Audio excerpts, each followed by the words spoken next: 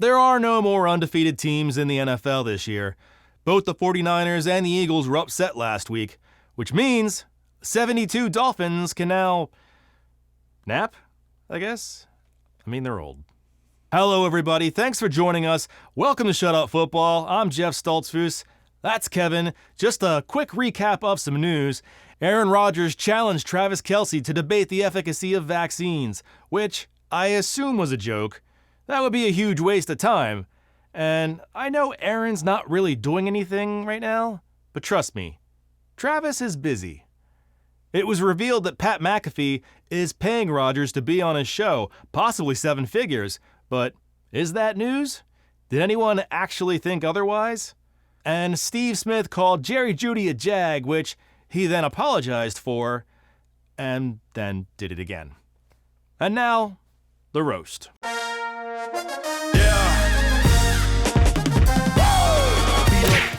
Oh, the Broncos were in primetime again. What ancient Roman god's honor was besmirched that we must bear witness to such pain? Perhaps Bezos, Amazonian god of lightning deals and monopolistic retail. A Bronco grabbed Mahomes by the ankle like a pocketbook dog, but he couldn't nibble him to the ground. It inspired enough panic for Mahomes to toss the ball to the wrong team. A swarm of unholy ghosts infested Drew Tranquil's helmet, and no one seemed particularly interested in finding a priest. This wasn't the worst game I've seen, but it might be the most uneventful. A commercial for menopause came on, and I genuinely thought, finally, some action. Sean Payton called a timeout before the half because he forgot what down it was. That's fair. It's Thursday Night Football, and we're all fighting the Sandman in this one. They drew a line between Kelce and Mahomes to illustrate their chemistry together. A direct assault on Taylor Swift if ever I've seen one. May you find a man who loves you as much as Patrick Mahomes. He'd never cheat on you with some dirty wide receiver. Except he did. Kadarius Toney with the touchdown. Patrick, you two-timing scamp. Do computer-generated umbilical cords mean nothing to you? It was all Patrick Mahomes and Travis Kelce. Even in the commercials, Mahomes and Kelce were selling everything not nailed down.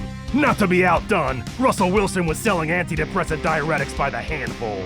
The Broncos finally got on the board in the fourth with a Sutton touchdown, but nobody believed it. Not even Sean Payton.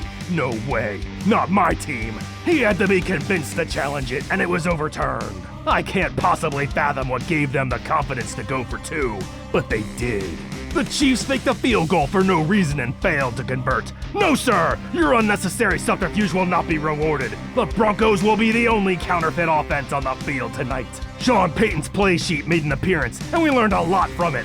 Like their QB sneak is called Converse. And also, their QB sneak is called Converse. So nice it's listed twice.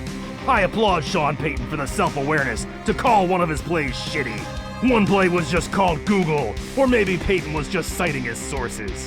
What the sweet succulent Christ is this? Swifties must have spent half the afternoon and all their babysitting money at Michael's just to build this. The Broncos struggled running the ball, throwing the ball, staring at the ball, thinking about the ball, and spelling the word ball. Samaje Perine fumbled their last bit of hope away after he was betrayed by his own knee.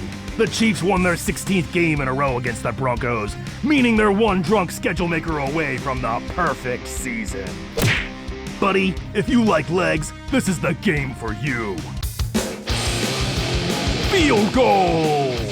Field goals! Field goals. OBJ needed a fender while he was on the ground like a dirty little shit, and Jeffrey Simmons dropped him like third period French. Lamar Jackson threw a bad pass, and Bateman decided jumping was for suckers. It was picked off and the D gathered round for some tea. It took all day, but King Henry finally got something going. Unfortunately, Ryan Tannehill got going too. Off for x-rays. Roquan Smith refused to tackle Chigokonkwo until he got back up. Coach Vrabel, just how close are you to a night of heavy drinking in a bathtub fully clothed? You are not alone. For some reason, announcer Kevin Harlan really wanted everyone to know Chuba Hubbard was Canadian. Good run by the Canadian-born Chuba Hubbard. Hubbard from Edmonton, Alberta, Canada. Was he trying to get him deported or find some backdoor into some kind of maple syrup lifestyle? It's like he learned some facts and the only way to rid himself of them was to tell others. This guy's amazing. I want to hear more, but work in some nouns. They're using him like a sledgehammer, submarine, jackhammer, bulldozing his way. Tua found Jalen Waddle for a score. He got waddling, and even the olds got in on it. Tyreek Hill had a touchdown, and he was flagged for using a cell phone during the celebration backflip. First off, you show me that footage right now. I know they don't like players using props, but hear me out. That was dope as hell. Maybe we can amend the rules so they can only use found items. We could call it the Tinkerbell Clause and turn every touchdown celebration into an impromptu scavenger hunt. You don't get what you don't ask for. Have dreams. Mostert scored multiple touchdowns, and on one, they remembered the Titans. Cameron Good must have gotten saucy with Johnny Hecker, because he was straight up murdered for it. Put a leash on that punter. You can't have him going around creating orphans. Bryce Young signaling touchdown looks like a toddler who wants uppy. Stroud was intercepted by Zach Braun, who promptly fumbled the ball back near the original line of scrimmage. It was the football equivalent of, I was never here. Rashid Shaheed scored a touchdown. He danced and dusted off his nipples. Can't have dusty nips. A White tried to dance with him, but no thank you. You have enough already. Nico Collins made a huge catch, and he spun around like his ass is a lazy Susan. And what the hell is Jameis Winston saying to Alvin Kamara? I bet it's 10 times more interesting than this game. Is it about a spooky mansion he was dared to spend the night in? Were there clues about a murder and/or treasure? But then, the treasure turned out to be a spiritual one. And also, crab legs. I don't even care who won this game. I just want to be involved in Jameis Winston's pitch meetings. Kyle Pitts scored a touchdown, which can only mean one thing. Every fantasy analyst from 3 years ago is suddenly right. CBS had a graphic showing the Falcons' bigness. And if football was only about reaching objects at great height, I guess that would mean something. Instead of being just a list of men who've had memorable run-ins with more than one ceiling fan. The Commanders were standard issue height, but it didn't keep them out of the end zone. In fact, they took multiple trips. Calais Campbell got his 100th sack, an amazing accomplishment, but I gotta wonder where he keeps them all.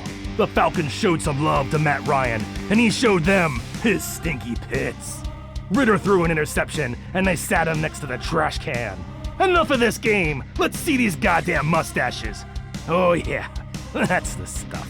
Drake London wrestled a 50-50 ball, and there was probably a lot of labored breathing and grunting, but all we saw was taints. Ritter threw an interception, and Coach Smith looked like he wanted to swallow his mustache. Ritter threw another one before the end, and that may be the biggest bird. Travis Etienne had another big day on the ground. Evan Ingram made a big-time catch on the sideline. May you find someone who looks at you like Evan Ingram did his hand. Gardner Minshew was picked off, and the defense held a prayer circle. What did they pray for? More interceptions. And lo, it was so. Hell, footballs were raining out of the sky from Minshew. The defense should have brought some butterfly nets. Is that legal? CBS teased their own Ocean's 11 ripoff, where the suits were rented, and the only thing stolen was their youth. Lawrence found Christian Kirk for a touchdown, and later, rookie Brenton Strange, too. Damn it looks bright in Florida. Plant some trees! DK Metcalf showed up wearing a pack of wallpaper swatches. Tyler Boyd scored a touchdown, and his hips did the talking. Rookie Andrea Josevach got his first pro touchdown, and it was his birthday. For the second time this year, DK Metcalf floored a defender while they weren't looking at him. You got a lot of balls to do that in front of a ref, and then act like, what? I found it like that. Burrow got spun around, and for a second, I thought the ref might tackle him. Come on, life, surprise me. Cam Taylor-Britt picked off a pass, and it was his birthday too? It can't be everybody's birthday. I just don't have enough gift cards. And then, in the middle of the game, the rapture came! Haha, you missed! Better luck next time, the Lord. KJ Osborne was stepping up in Justin Jefferson's absence, but I have to ask, is that a robot thing he's doing, or is this one of those Rain Man situations? Cousins tossed the ball backwards and the Bears jumped on it, but the Vikings kept the ball because their bare feet were out of bounds. The Vikings bounced Fields' skull off the ground a few times, and it caused undrafted rookie Tyson Bagent into action. Let's see how he— oh fuck, it's out. No wonder nobody drafted him. Alright, let's try this again. Bagent got them down to the one. And either the goal line sneak was good, or someone was robbing the Chicago sideline. Bagent made a crazy bad throw, and Tyler Scott scraped it off the floor. That was amazing! Never do it again. If you're a fan of good defense and horrible officiating, this was the game for you. It was a good old-fashioned low-scoring affair. Balls were flying, even when they weren't thrown. Both defenses bent but didn't break. The Browns took the lead late, but the Niners had one last chance, which they missed. Jabril Peppers put a pop on Devontae Adams and the ball was intercepted. By the way, pepper pops are addictive. Once you pop, you will habitually never stop. Mac Jones is a pioneer in fresh, innovative ways to be intercepted. I don't understand how, but Peppers needed assistance after apparently getting kitty litter in his eyes. Is this part of the game? Tell me there's not a gang of feral kittens roaming the sidelines of Allegiant Stadium. It's probably all those crumbs from Guy Fieri. Jimmy Garoppolo left the game to look for them. Bring a piece of string. Belichick found a way to keep Mac Jones from throwing interceptions. Get him off the field. Ezekiel Elliott out of the Wildcat for the score, and the inevitable soup declaration. Mac Jones wanted to celebrate too, but no. You get back in that 4x4 square we drew around you. You're not gonna tell me what the Wi-Fi password is, then fuck it. Max Crosby left Jones on the floor, a safety when Mac Jones had none. Way to go, neck tattoo. Yay! I love throwback uniforms, but I can't get behind the highly questionable nature of the hashtag creamsicle forever. It sounds like some poor girl's college nickname after a series of choices forever left her unable to attain public office. Don't blame me, I voted for creamsicle forever. Mayfield had a pass tipped and it was picked off. Craig Reynolds came from the shadows like goddamn Batman and put a block on a defender so hard he's now playing in week 7 under a different name. It allowed St. Brown to frolic for a score. It might have been a scamper. Jared Goff went long to Jameson Williams for the touchdown. They said he was there to take the top off the defense, but I'm begging you, keep it on. Lions lick the creamsicles. Aaron Donald buried Joshua Dobbs at midfield. All that NASA know-how, gone. The Cardinals defense tackled Matthew Stafford, and then they tackled themselves. Cooper Kupp slid his booty in for a touchdown. 3 defenders couldn't keep Kyren Williams from getting to the end zone. Send more guys. Byron Young caused a Dobbs fumble, and the Rams put the Cardinals to bed. Aaron Rodgers was in attendance. Coach Saleh said everyone was in awe because he was walking, and I know the feeling. Baby's first steps are always impressive. Jalen Hurts held a defender off of him with one arm until he found an open receiver. The Eagles went for it on 4th and 4, defying all logic, and Hurts was stopped short, or fumbled, or maybe it was a touchdown. Nobody had any conviction one way or the other, and suddenly they were kicking an extra point. An omen of the fuckery that was to come. Hurts performed the classic fake handoff to no one. Who is this fooling? Mark Sanchez spent the afternoon gushing about Hurts and comparing him to Russell Wilson. Then he sold me 2 tickets to the Titanic and punched me in the throat. Oh Jesus, the Eagles are matrixing. There is no spoon. Take the blue pill. Take all of the pills. Hurts went on to throw the dumbest interception of the week. He's double covered? I don't believe you. The Eagles let them score so they could get the ball back. Unfortunately, this game was like watching a slow, leaky faucet drip for 3 hours, only to have it punch you in the dick. Kudos to the Jets for perfectly parallel parking a car with no steering wheel. Coach Saleh should get Coach of the Year, and Coach Sirianni should lose his cheesesteak privileges for a week. Mad respect to lineman Justin Pugh, who self-identified as straight off the couch. Defending the Bills shouldn't be that hard. Just put everybody on Stephon Diggs. He gets a 99% target share.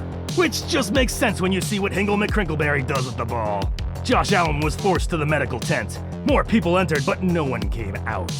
Bobby Okereke tipped the ball, and it was intercepted. We're laughing. We're having fun. The Giants' defense was coming up roses, but the offense smelled more like fertilizer. Before the half, the Giants fucked up. And I didn't write a joke for it. Brian Dable doesn't seem as angry anymore. Perhaps, like Giants fans, he's felt the warm, gentle blanket of apathy and lowered expectations. Taylor dropped the ball because symbolism is hilarious. In the third quarter, everybody lost their minds. Bodies were getting dumped and everybody wearing stripes was throwing a flag. Set it straight, football cops. Unnecessary roughness, number 97, number 99, number 5, number 73. Dang it, this close to bingo. Very easy. This time they use Diggs as a decoy, bring all the attention. Whoa, getting a little reckless with that telestrator, Collinsworth. Someone needs a art class and a cold shower. Josh Allen found Quentin Morris for a touchdown, who was abruptly tackled by his teammate. Even they didn't know who he was. The Sunday Night Football graphics team must have shit a fully formed brick. Can we just call him A. Bill? It came down to one play, but Taylor missed Waller by inches. Break it down for us, Chris. They bring the short motion. Damn it, Collinsworth, you child. Austin Eckler was back, and so were the big plays. Wiggle waggle, everybody brush your teeth. Herbert felt the pressure and said, screw it, I'm down there somewhere.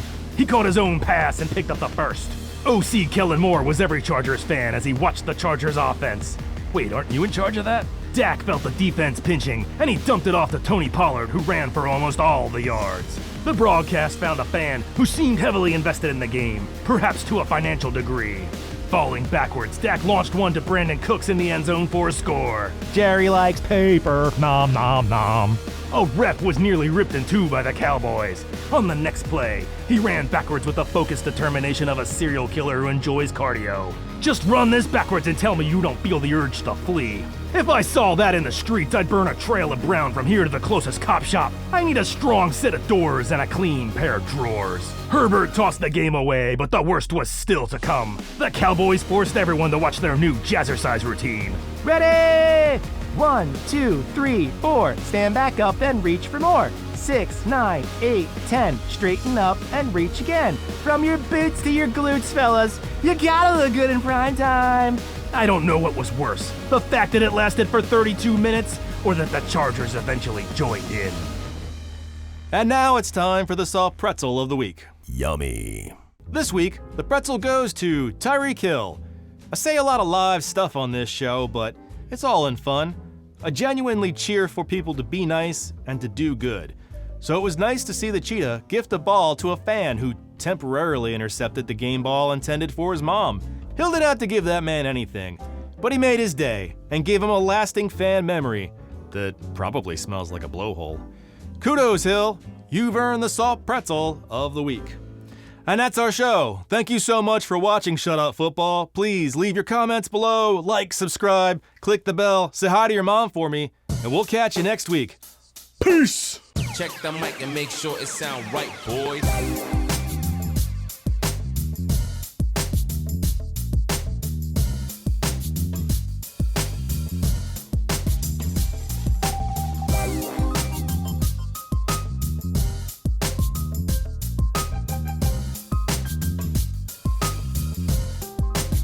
It sound right, boy. Aaron Rodgers, Travis?